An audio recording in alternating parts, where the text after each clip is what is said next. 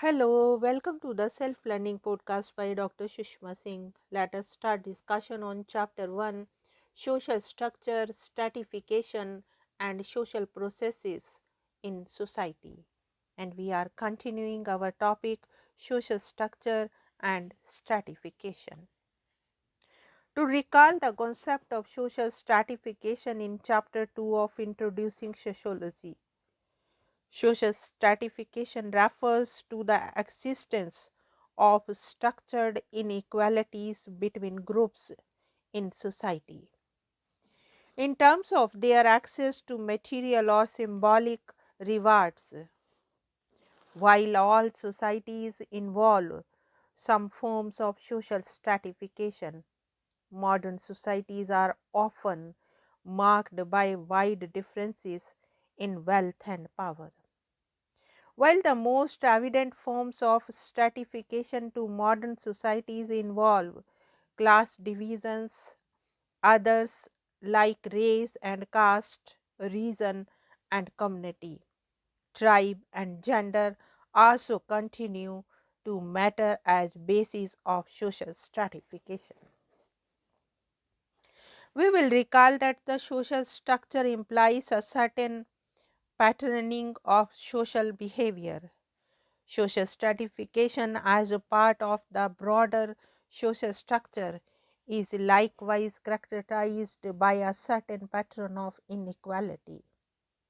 Inequality is not something which is randomly distributed between individuals in society.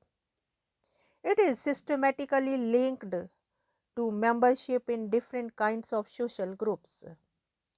Members of a given group will have features in common, and if they are in a superior position, they will usually see it that their privileged position is passed on to their children. The concept of stratification then refers to the idea that society is divided into a patterned structure of unequal groups, and usually implies that this structure tends to persist across generations. It is necessary to distinguish between different advantages which can be distributed unequally. There are three basic forms of advantage which privileged groups may enjoy. The first one is life chances. All those material advantages which improve the quality of life of the recipient. This may include not only economic advantages of wealth and income, but also benefits such as health, job security, and recreation.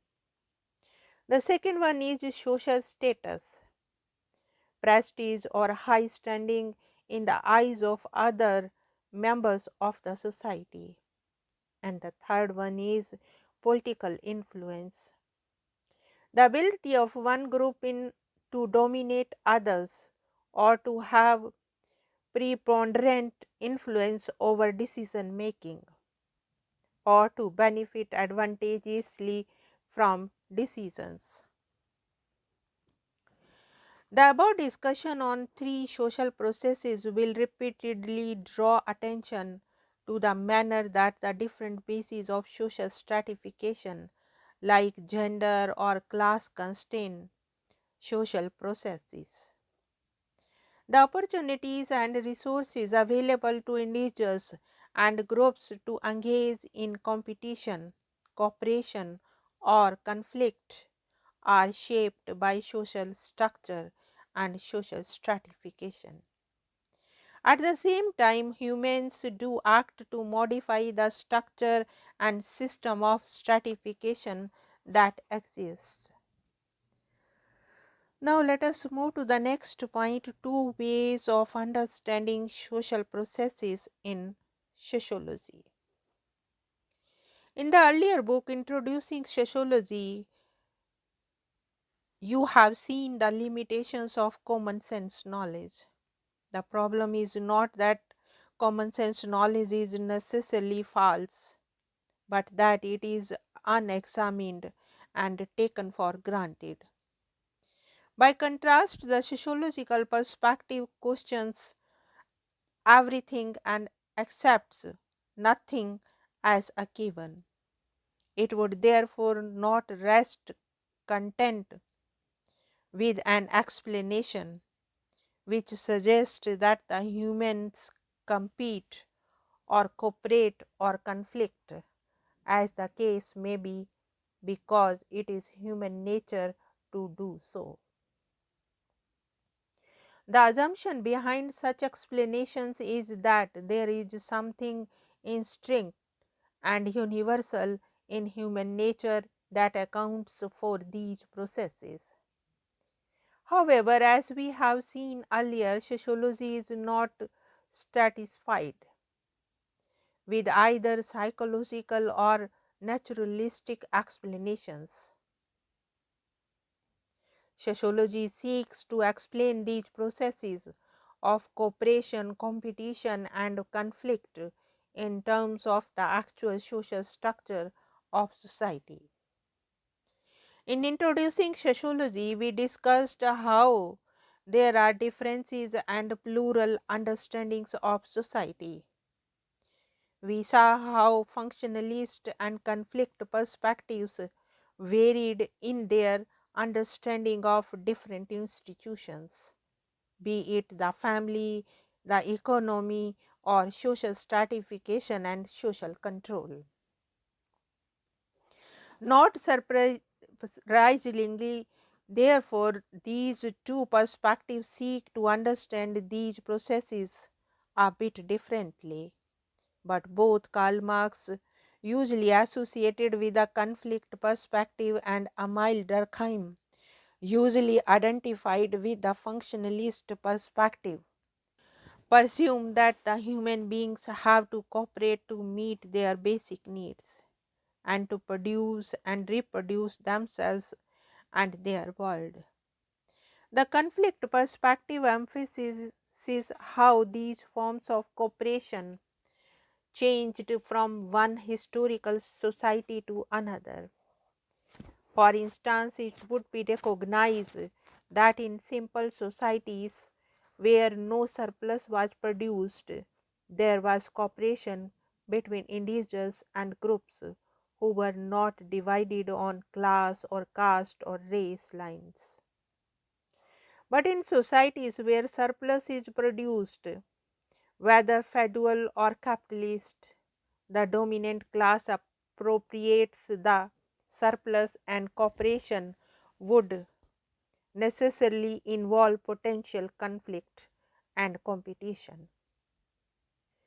The conflict view thus emphasizes that groups and individuals are placed differently and unequally within the system of production relations. Thus, the factory owners and the factory workers do cooperate in their everyday work, but a certain conflict of interest would define their relationships. The understanding that informs the conflict perspective is that in societies divided by caste or class or patriarchy, some groups are disadvantaged and discriminated against. Furthermore, the dominant groups sustain this unequal order by a series of cultural norms and often coercion or even violence. As you will see in the next paragraphs, it is not that the functionalist perspective fails to appreciate the role of such norms or sanctions, but it understands their function in terms of the society as a whole and not in terms of the dominant sections who control society.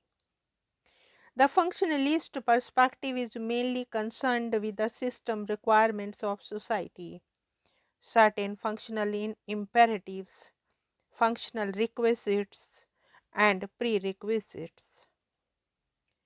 These refers to the fulfillment of the broadest conditions, which are necessary for a system's existence and which therefore keep it alive and prevent its destruction, such as the socialization of new members, the shared system of communication, and methods of assigning individuals to roles. You are well aware how the functionalist perspective rests upon the assumption that the different parts or organs of society have a function or role to play for broader maintenance and functioning of the whole society. Seen from this perspective, cooperation, competition, and conflict can be seen as universal features of all societies, explained as the result of the inevitable interaction among humans living in society and pursuing their ends. Since the focus is on system sustenance, competition and conflict is looked at with the understanding that in most cases they tend to get resolved without too much distress, and that they may even help society in various ways. Sociological studies have also shown how norms and patterns of socialization often ensure that a particular social order persists, even though it is skewed in the interest of one section. In other words, the relationship between the cooperation, competition, and conflict is often complex and not easily separable. In order to understand how cooperation may entail conflict and the difference between enforced and voluntary cooperation, let us look at the very contentious issue of women's right to property in their natal family. A study was conducted among different sections of society to understand the attitudes towards taking natal property. A significant number of women evoked the theme of a daughter's love and love for a daughter when speaking about their rights to property, but they emphasized apprehension rather than affection by saying they would not claim full or any share of natal property because they were afraid this would sour relations with their brothers or cause their brother's wife to hate them, and that as a result they would no longer be welcome in their natal homes. This attitude represents one of the dominant metaphors mediating women's refusal of property. A woman demanding her share is the greedy shewed or hawk lane wall. There was also a close connection between these feelings and the apparently observes ones of the desire to continue to be part of the natal family by actively contributing to its prosperity or being available to deal with its crisis.